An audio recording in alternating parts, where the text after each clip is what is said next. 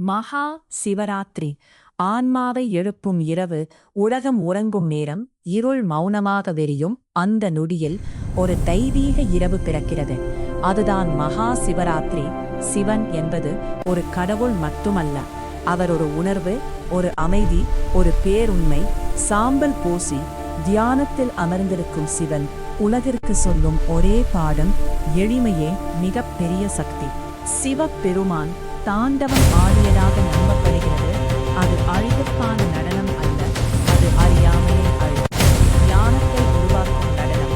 மேலும் இரவு சிவனும் பார்வதியும் உணர்வும் சக்தியும் My beloved Parvati, அந்த தருணம் உலகிற்கு சமநிலையை அளிக்கிறது. சிவராத்திரி இரவில் My beloved கொண்டாடப்படுவதற்கு காரணம், இருள் என்பது அறியாமையின் அடையாளம். அந்த இருளில் சிவன் ஞானத்தின் ஒளியாக நிற்கிறார்.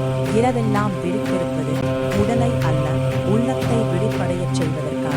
விரதமிருந்து பால், நீர், தேன், வில்வ இலைகளை சிவலிங்கத்திற்கு அர்ப்பணிக்கிறார்கள். அது பூஜை மட்டுமல்ல, அது ஒரு சரணாகதி. தங்கள் துயரம், பயம் அகன்ற எல்லாவற்றையும் சிவனிடம் ஒப்படைப்பது. ஓம் நம சிவாய.